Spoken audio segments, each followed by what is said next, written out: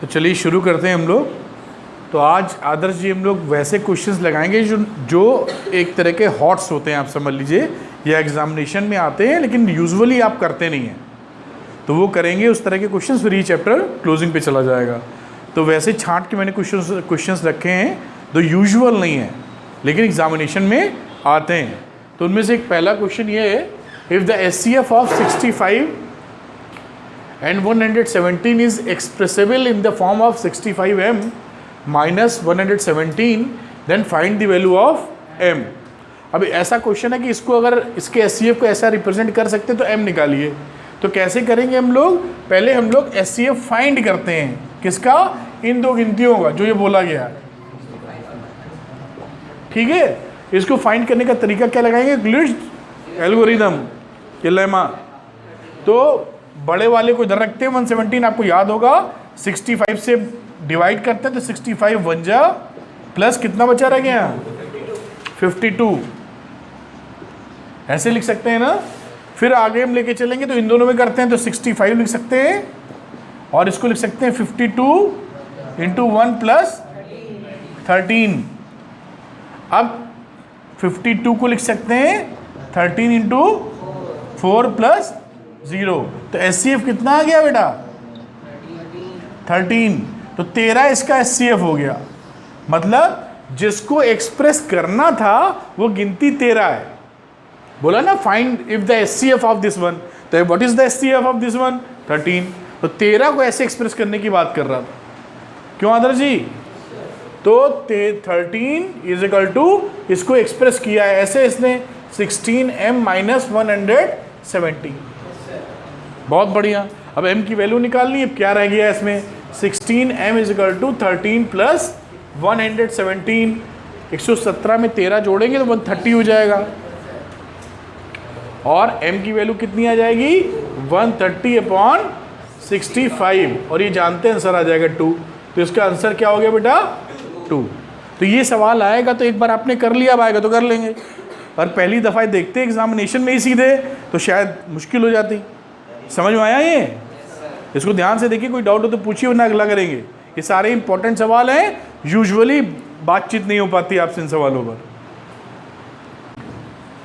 अब देखिए ये जो क्वेश्चन है, ये क्वेश्चन थोड़ा सा टेढ़ा है, इसको हम लोग समझेंगे। पहले मैं समझाऊंगा फिर आप ऐसे ही एक क्वेश्चन और लगा लीजिएगा, क्योंकि अगर ये क्वेश्चन पहले नहीं किया गया है तो there is very very slim chance कि आप एग्जामिनेशन में इसको हैंडल कर पाएँ। ठीक क्यों? देखिए, अब देखिए फाइंड द SCF 81 237 कुछ भी नहीं है, आराम से निकाल सकते हैं।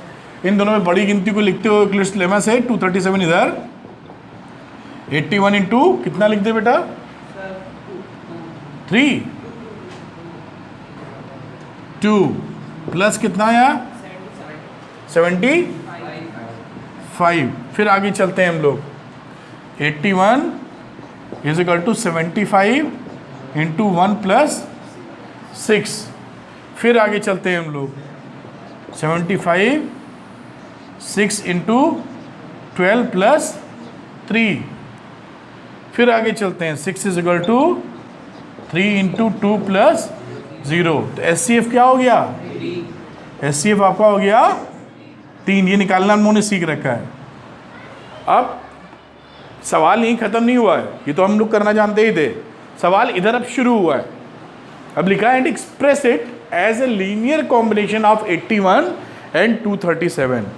इस SCF 3 को लीनियर कॉम्बिनेशन में लिखना है 81 और 237 के फॉर्म में। तो ऐसे सवालों में कैसे करेंगे? देखिए, आपने SCF निकाला, लास्ट वाला स्टेप छोड़ देना है अपने को, यहाँ से उल्टा करना शुरू करेंगे। ध्यान दीजिएगा, 3 को रिप्रेजेंट करना है तो लिखिए यहाँ पर 3 लास्ट बट 1 स्टेप। समझ लो पहले फिर बोलना। लास्ट बट 1 स्टेप पे चले, यहाँ पे 3 को लिखना था हमको। 3 7 इसको इधर ले जाओ तो इसको क्या लिख सकते हो? 75 माइनस 6 इंटू 12। क्या लिख सकते हैं इसको? कुछ नहीं किया, 3 को ऐसे लिख दिया। ठीक, अब आगे चलिए। अब हमने क्या किया? इसके ऊपर वाले में देखा कि किसको ब्रेक कर सकते हैं हम लोग। यहाँ पर तो 6 की ब्रेकिंग दिख रही है, यहाँ इसको 6 को ब्रेक कर सकते हैं। तो यहाँ पर इसको लिखा हमने 75 और इस 6 की जगह लिखा 81 minus 75 into 1। 81 minus 75 into 1 into 12 तो है ही है। किसको तोड़ा है? 6 को। ऊपर 6 था ना, तो जहां पे 6 मिला था उसकी जगह इसमें से माइनस करके लिख दिया, लिख दिए। और हमको अब आगे चलते हैं, देखिए इसको लिखा 3।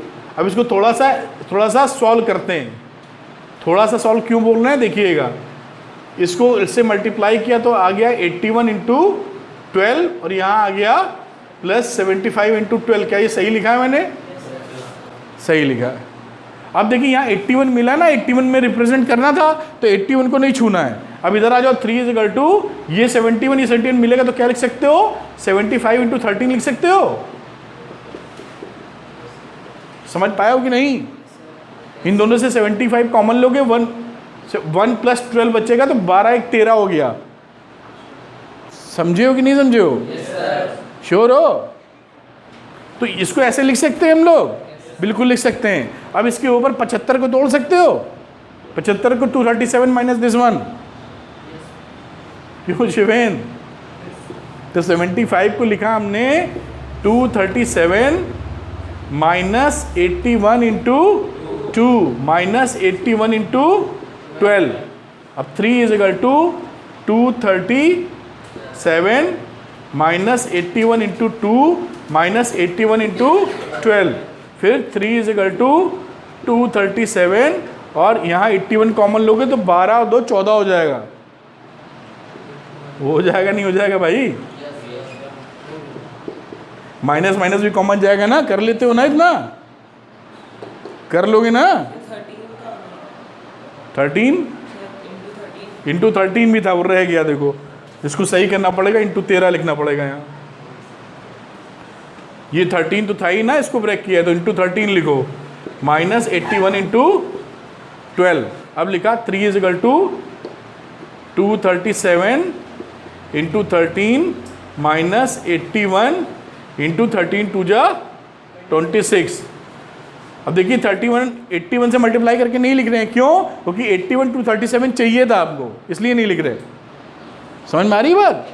माइनस 81 इंटू 12, क्योंकि मल्टीप्लाई सबको कर दोगे तो आएगा तो 3 ही, गुणा घटाना जोड़ना कर दोगे तो 3 इज इक्वल टू ये आ गया 237 इंटू 13, यहाँ से 81 एलसीएम 81 कॉमन ले लेंगे माइनस के साथ, तो 26 प्लस 12। आप समझते हैं कि नहीं? ऐसे कह रहा हूँ तो 237 इंटू 13 और यहाँ माइनस 81 इंटू कितना 2612 38। और यही इसने कहा था, बताओ लीनियर कॉम्बिनेशन 81 237 का, ये 81 है, ये 237 है और ये लीनियर कॉम्बिनेशन है। लीनियर कॉम्बिनेशन यही होता है। लीनियर कॉम्बिनेशन का मतलब होता है जो लीनियर इक्वेशन पढ़ी थी आपने, जिसकी पावर 1 होती है ना, उसके फॉर्म में रिप्रेजेंट करना। एक्स स्क्वायर नहीं होना चाहिए, एक्स की पावर 1 होनी चाहिए। तो यहाँ पर गिनतियाँ हैं, अगर 13 स्क्वायर नहीं लिख रहे हैं तो ये लीनियर कॉम्बिनेशन ऐसे ही बोलते हैं, सिंपल गिनतियों का कॉम्बिनेशन। ये ध्यान रखना, इस टेक्निक को प्रैक्टिस कर लेना, वरना एग्जाम में आएगा निकलेगा नहीं, क्योंकि थोड़ी सी अजीबोगरीब टेक्निक लगती शुरुआत में, ये पता नहीं उल्टा कैसे चलने लगे। ऊपर से एक और सावधानी, जो मैथ्स पढ़ते हैं और जानकारी रखते हैं, कि ये जो 3 को हमने लिखा है स्पेयर में, ये यूनिक इन नेचर नहीं होता है। मतलब 13 को और भी कॉम्बिनेशन में लिखा जा सकता है, उसकी मनाही नहीं है, लेकिन सवाल में जो पूछा उसके हिसाब से किया है। क्या समझ में आ रहा है क्या बोल रहे हैं हम? ऐसा नहीं समझ लेना है कि 3 को ऐसे ही रिप्रेजेंट कर सकते हैं, और भी तरीके रिप्रेजेंट करने। This is not unique, but according to question जो उसने कहा था वो हमने करके दे दिया उसको। क्या समझ में आया? फिर से एक बार रिवाइज कर लो इस सवाल को। बोला था एचसीएफ निकालना है 2 गिनतियों का, तो 81 टू 37 वो सिंपल मेथड है, निकाल डाला। अब कह रहा है कि जो एचसीएफ निकला है, जो निकला है वो 3 निकला है, उसको 81 और 237 के फॉर्म में रिप्रेजेंट कर दीजिए लीनियर कॉम्बिनेशन में। तो हम लोग का जो लास्ट वाला होता है स्टेप, उसको छोड़ देंगे, यहाँ तो 0 ही निकलता है, इसके एक पहले से शुरू होंगे। जहाँ पे 3 लिखा उसको एक साइड और बाकी इसको घुमा के इधर ले आना है। ये जो किया आपने देखो, इसके बाद इसके ऊपर 6 को तोड़ा गया है, तो यहां पर 6 जहां दिखे उसको तोड़ दो। ठीक, तोड़ने के बाद अब इसमें ध्यान रखना है, तोड़ते जो भी तोड़ाई करोगे कहीं 81 या 237 मिल जाए तो उसको नहीं तोड़ना है, क्योंकि वो चाहिए हमको, जो चाहिए उसे ही बम से उड़ा दोगे तो मिलेगा क्या? समझ में आ रही बात? तो इसी तरीके से फिर आगे बढ़े इसमें, तो हमने ये देखा कि 75 को तोड़ सकते हैं, तो कहाँ 75 था? यहाँ, तो यहाँ तोड़ दिया हमने और आगे कर दिया, मिल गया। इसको नहीं तोड़ा, बाकी तोड़ा तो 81 237 मिल जाएगा, आपका आंसर आ जाएगा। तो नॉर्मली ये सवाल अगर पहली दफ़ा पूछा जाए बिना किए तो निकलना बहुत मुश्किल रहता है इसका, क्योंकि तरीका ही नहीं मालूम होता है ना। अब हम उम्मीद करते हैं कि आप कर पाएंगे। एक सवाल आपकी प्रैक्टिस के लिए दे दे क्या? चलो जल्दी लगाओ इसको। फिर देखिए, पहले 65 117 का SCF निकालो, तो 117 अभी ऐसा कुछ किया था, इसका लग रहा है प्लस 30, कितना लिखना है? फिर 65 is equal two into 1 plus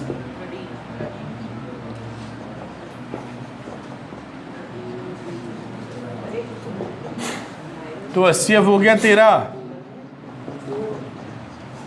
क्या बोलते हो? ठीक है। अब कहानी वही शुरू करनी है, लास्ट वाला छोड़ देना है क्योंकि आते तो 0 है।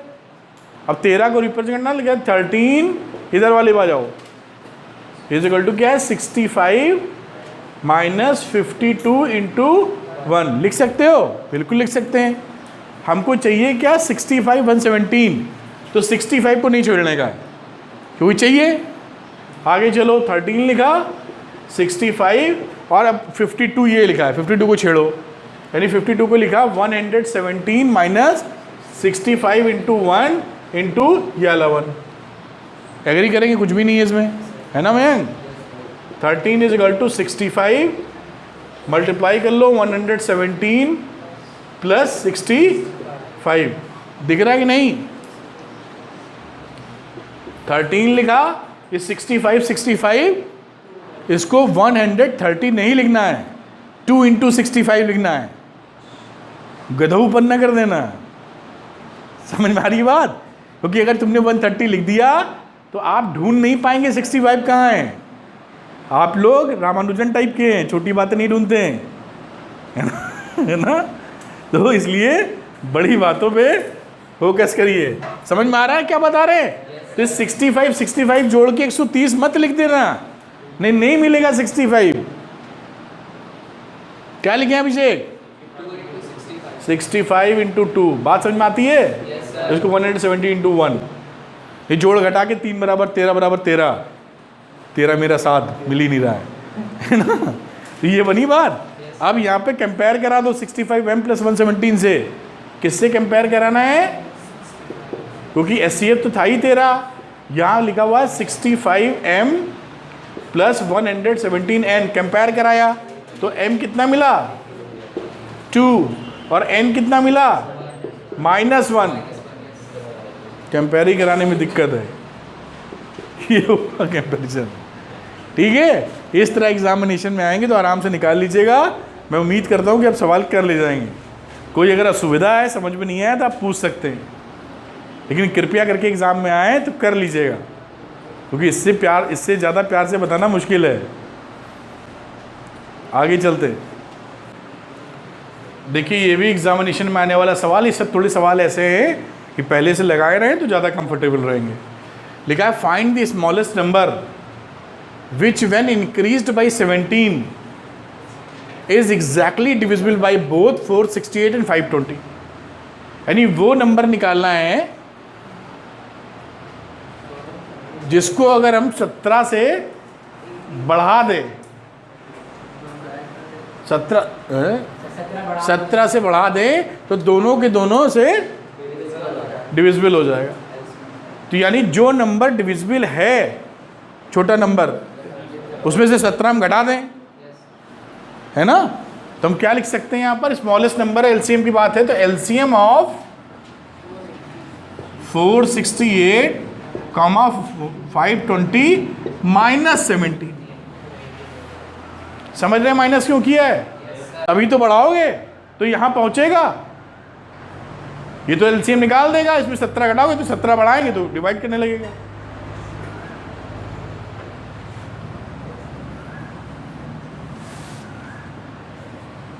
इसका एलसीएम बताओ कितना निकलेगा? ठीक, हाँ बोलो।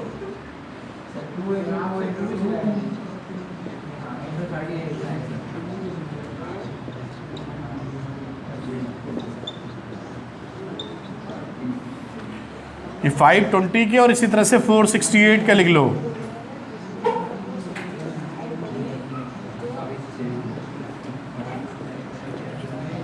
वन 117 किससे जाएगा? किसी से नहीं जाएगा, 3 से जाएगा क्या?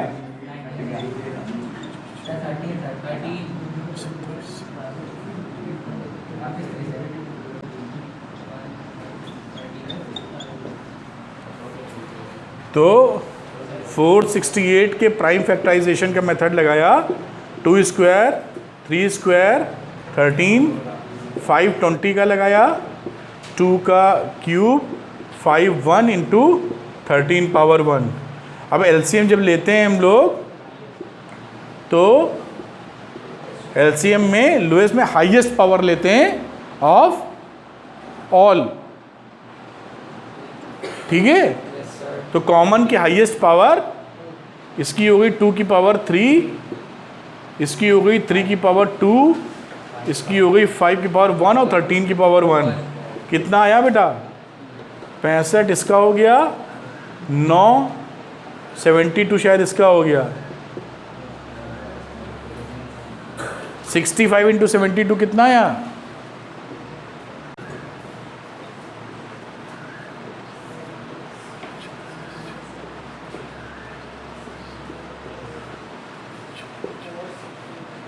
4680 और ऊपर से 17 घटाना है इसमें से। तो वैल्यू क्या मिली अपने को? नंबर 4680 माइनस 17, तो कितना आया? 4663। तो ये नंबर है आपका, जिसको अगर 17 से बढ़ा देंगे तो एग्जैक्टली डिविजिबल होगा स्मॉलेस्ट नंबर, जो कि 468 और 520 से एग्जैक्टली डिविजिबल होगा। ध्यान से देखो समझ में आया कि नहीं? कोई असुविधा है तो बात कर सकते हैं। क्लियर है बेटा? ये तुम समझ पाए हो एलसीएम क्यों निकालना है? नहीं समझ पाए हो? क्वेश्चन लिखा फाइंड द ग्रेटेस्ट नंबर, वो एक बड़ी गिनती चाहिए, वो एक बड़ी से बड़ी गिनती चाहिए जिसमें 4 डिजिट हो, बड़ी से बड़ी, जो कि 15 से भी डिवाइड हो जाए, 24 से भी डिवाइड हो जाए, 36 से भी डिवाइड हो जाए। जब हम एलसीएम निकालते हैं तो जो एलसीएम निकलता है जिसका उन दोनों से डिविजिबल होता है ना, उन दोनों से वो सबसे छोटा मल्टीपल होता है जो डिविजिबल हो, तो वो गिनती हम निकाल लेंगे कि इसका एलसीएम क्या है। और जो 4 डिजिट का सबसे बड़ा नंबर होता है वो होता है 9999। यही तो सबसे बड़ा 4 डिजिट का नंबर है, इससे उसको डिवाइड कर देंगे। जो रिमाइंडर बचेगा वो इसमें से घटा देंगे, सेट हो जाएगा कार्यक्रम। अभी समझ में आएगा? तो इसका हमने निकाला एलसीएम। इसका एलसीएम कितना है? यहाँ बड़ी कॉमन की तो कुछ दिखी नहीं, ये क्या क्या लिखते हैं बेटा? 2 की पावर क्यूब 3 की पावर स्क्वायर इंटू 5, है ना। ये 8 आ गया, ये 9 आ गया, ये 5 आ गया, 360 आ गया ये, ठीक है। अब हमने क्या किया? 360 एलसीएम आ गया, यानी 360 वो सबसे छोटा नंबर है जो इन तीनों से डिवाइड होगा। अगर हम 360 का मल्टीपल लेते जाएं तो इससे तो तीनों से डिवाइड होता ही जाएगा। 360 के बाद 720, तो 720 इन तीनों से डिवाइड होगा, बिल्कुल होगा। अगला 980 शायद, 360 इंटू 3, गलत बोल गए शायद हम, 1080, ठीक है। तो इसी तरीके से जो सबसे बड़ा 4 डिजिट का बिगेस्ट नंबर यही है ना, इसको हमने 360 से डिवाइड कर दिया,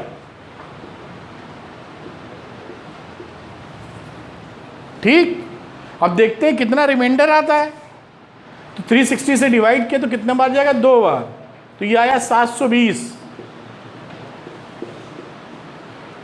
अब कितने बार जाएगा ये? 9 बार नहीं जाएगा और कम बार जाएगा।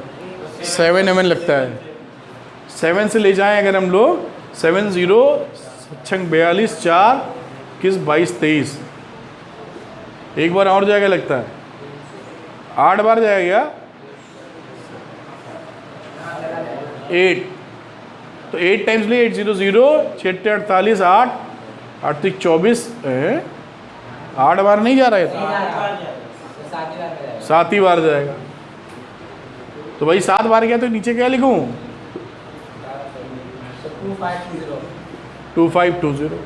या 972। ये रिमाइंडर बच गया। यानी इस गिनती में अगर ये रिमाइंडर घटा दें तो जो गिनती मिलेगी वो डिवाइड हो जाएगी 360 से। मतलब 9999 में 275 रिमाइंडर बच रहा था ना, यही ये एक्स्ट्रा बच रहा है। तो घटा मारो, 0 2 7, आगे क्या है? 9। 9720 तो 360 से डिवाइड हो जाएगी, क्योंकि जो एक्स्ट्रा था वो गायब कर दिया, है कि नहीं? यानी हमारी 4 डिजिट यही रिक्वायर्ड आंसर है। 4 डिजिट का ग्रेटेस्ट नंबर है जिसको आप 15 24 36 से डिवाइड करेंगे तो फुली डिवाइड हो जाएगा। इसको 15 से करेंगे तो भी हो जाएगा, 24 से करेंगे तो भी हो जाएगा, 36 से करेंगे तो भी हो जाएगा, क्योंकि ये एलसीएम, इन तीनों के एलसीएम से डिवाइड हो रहा है। क्या ये समझ पाए हो? देखो ध्यान से, इंपॉर्टेंट है ये। सर एलसीएम के मल्टीपल के अलावा कोई ऐसा नंबर नहीं होता जिससे तीनों डिवाइड नहीं हो सकता, क्योंकि एलसीएम होता ही वही है, मतलब ही वही होता है एलसीएम का। समझ में आई बात? नोट आप समझ पाए इसको? कहीं किसी को डाउट है पूछ सकते हैं आप। ठीक है, इसको कॉपी कर लीजिए, फिर अगला सवाल करते हैं। अब इस क्वेश्चन को देखते हैं। सारे क्वेश्चंस ऐसे हैं जो अगर आप समझ लेंगे तो इस चैप्टर से कुछ भी आएगा निपटा ले जाएंगे 99%। वैसे तो सभी हो जाना चाहिए। क्वेश्चन देखिए, 3 sets of English maths and science books containing, यानी इंग्लिश की जो किताबें हमारे पास हैं वो हैं 336, मैथ्स की जो हैं वो है 240, और साइंस की जो हमारे पास हैं वो हैं 96 बुक्स। इतनी किताबें किसी स्कूल में है लगता है। स्टैकिंग का मतलब होता है गट्ठर लगाते हैं, ऐसे एक के ऊपर एक किताब रखते चले जाते हैं ना, स्टैकिंग, स्टैक करना, गट्ठर लगाते। हैव टू बी स्टैक, इन सबको स्टैक करना है। कैसे? इन सच वे, इस तरीके से that all the books are stored subject wise, कि सारी किताबें जब हम लगाएं, गट्ठर लगाएं, तो इंग्लिश वाली एक गट्ठर में रहें, मैथ्स वाली एक गट्ठर में रहें, एक का मतलब है गट्ठर में रहें, 2 गट्ठर भी हो सकते हैं, मैथ्स के 2 गट्ठर, इंग्लिश के कितने भी गट्ठर, और ये साइंस वाले गट्ठर जितने भी होने,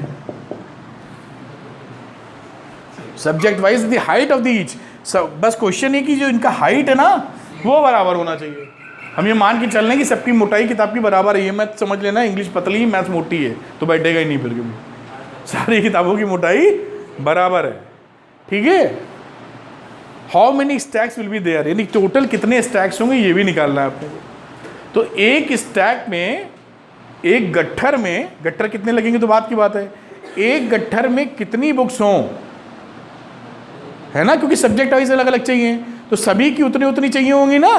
तो हमें एचसीएफ चाहिए यहाँ पर, हाईएस्ट कॉमन फैक्टर किसका?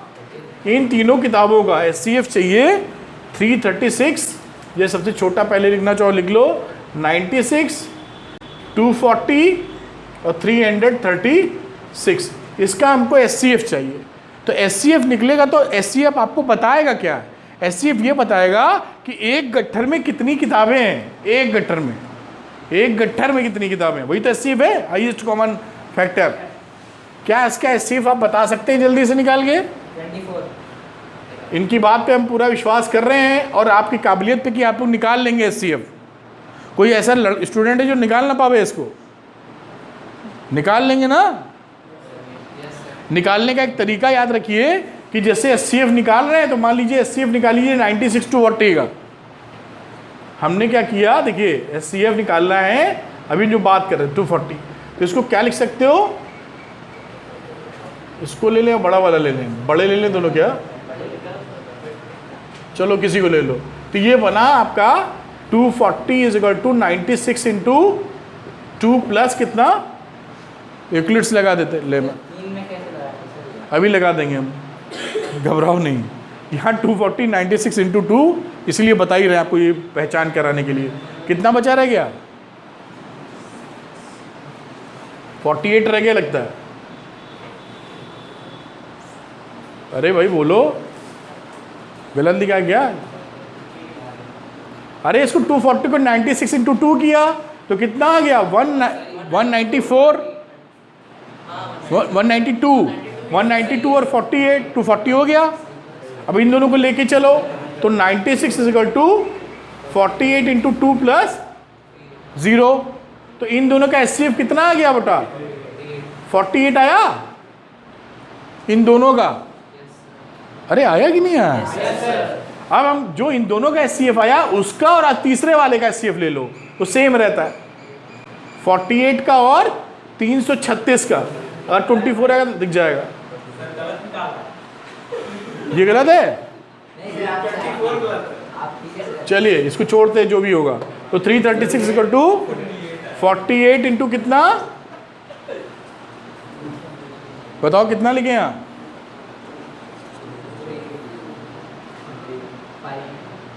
5 कहाँ, 7 चला जाएगा लगता है। हाँ सर, सर। पूरा चला गया क्या? हाँ सर।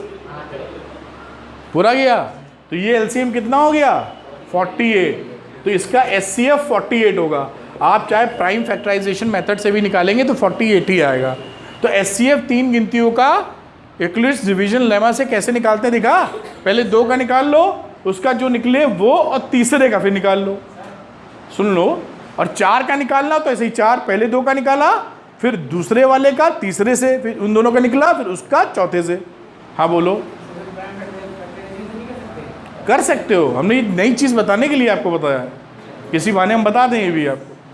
नहीं ठीक है? ठीक है, समझ में आई बात? तो ये वैल्यू हो गई कितनी? एचसीएफ 48, यानी कि एक गट्ठर में 48 किताबें आएंगी, 48 बुक्स। तो अब ये जो इंग्लिश की बुक है इसमें कितनी स्टैकिंग होगी? 336 अपॉन 48। ये क्या है? Number of stacks of English books. कितनी आई है? 2। कौन बेवकूफ है? 336 को 48 से डिवाइड करके 2 आएगा। उसके जिसने भी बताया, हम कहाँ कह रहे हैं, तुमने बताया 240 अपॉन 48। ये कितनी आई? 5 बोलने में घबरा रहा है। 5 है, ये मैथ्स की है, नंबर ऑफ स्टैक्स मैथ्स के लिए। उसके बाद लास्ट वाला क्या? साइंस 2। तो number of stacks of science. Total stacks कितने हो गए? 5, 7 और ऊपर वाला कितना था? 7। 14 स्टैक्स हैं टोटल। ये पूरी चीज़ क्लियर करता है, इसलिए सवाल कराया मैंने। यानी ऐसे 14 गट्ठर लगेंगे। इंग्लिश के कितने लगेंगे? 7। फिर उसके कितने लगेंगे? 5। और उसके कितने लगेंगे? साइंस के 2। और सबका लेवल बराबर रहेगा, 48 किताबें होंगी सब में। इस क्वेश्चन से काफ़ी क्लैरिटी मिल जाती है हम लोग। ठीक है, अब जाते जाते एक सवाल और लगाते हैं हम लोग, वो भी और क्लैरिटी देगा, घंटी वाला है वो। या एक और कर लेते हैं, एक और होता है जो डिविजिबिलिटी शो करता है। ये कॉपी हुआ? ये सारे सवाल आप लगा लेंगे, कुछ बचेगा नहीं। फिर एग्ज़ाम में ऐसे सवाल भी मिलते हैं, बहुत आसान है। Find the greatest possible length which can be use to measure exactly the length. 7 metre, 3 metre 85 centimetre and 12 metre 95 centimetre. ऐसा एक मेजरमेंट चाहिए जिससे हम इन तीनों लंबाइयों को नाप लें, बड़ी एग्जैक्टली। समझ पा रहे हैं क्या है? कि एक ऐसा मेजरमेंट का टूल, इतनी स्केल चाहिए इतनी बड़ी कि उस स्केल से हम इसको एग्जैक्टली नाप लें। तो क्या निकालना है? HCF, highest common factor in तीनों का। तो इस तीनों को सेंटीमीटर में रिप्रेजेंट कर दो। तो पहला नंबर हो जाएगा 700 सेंटीमीटर, दूसरा हो जाएगा 385 सेंटीमीटर, तीसरा हो जाएगा 1295 सेंटीमीटर। अब इन तीनों का एचसीएफ ले लो। ये समझिए यहाँ पर एचसीएफ निकलेगा, find the greatest possible length which can be use to measure exactly this one. वो कॉमन फैक्टर है ना हाईएस्ट जो इन तीनों को डिवाइड कर दे, वो तो एस ही होगा। एक नंबर सबसे बड़ा नंबर जो इन तीनों को डिवाइड करे तो एस ही होगा। 5 सेंटीमीटर की स्केल से सर 7 मीटर कैसे नापेंगे? 700 सेंटीमीटर तो 35 को निपटाओ कितनी बार जाएगा? 20 बार।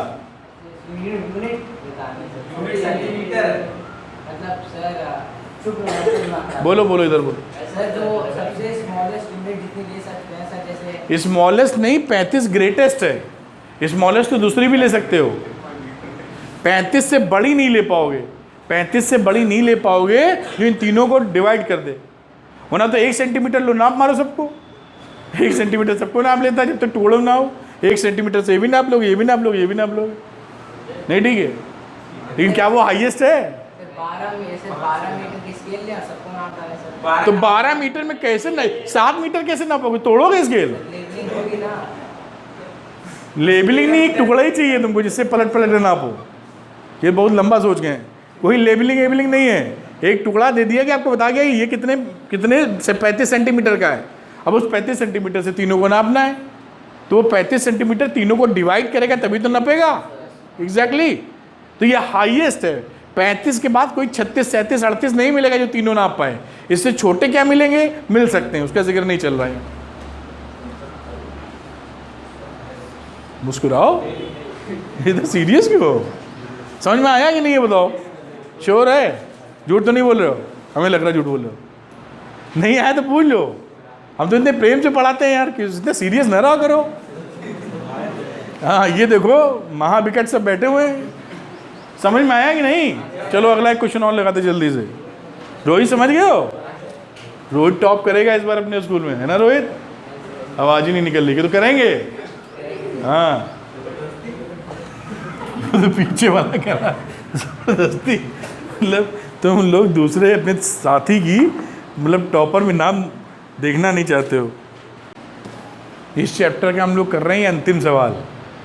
6 bells commence tolling, टॉलिंग मतलब घंटी बज रही है। टुगेदर एक साथ बजते हैं 6 घंटी या घंटे जो भी होंगे। And tall eight intervals 2, 4, 6, 8, 10, 12 minutes. एक बार बजेंगे, फिर अगली बार पहला वाला बजेगा 2 मिनट के बाद, दूसरा बजेगा 4, इसी तरीके से बाकी सब बजेंगे, है ना जीवन? रेस्पेक्टिवली इन 30 आवर्स, 30 घंटों के अंदर how many times do they toll together, एक साथ कितने बार बजेंगे? तो हमें लिखना पड़ेगा एलसीएम। ठीक, तो एलसीएम ऑफ 2, 4, 6, 8, 10, 12, इसमें मिनट का एलसीएम ले लो। तो इसका एलसीएम लेंगे तो क्या एलसीएम निकलेगा?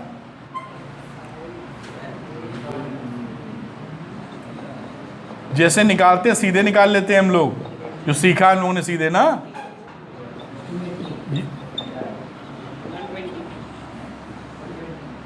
हाँ 120 ऐसे करना जानते हैं ना एलसीएम, जैसे कर रहा हूं।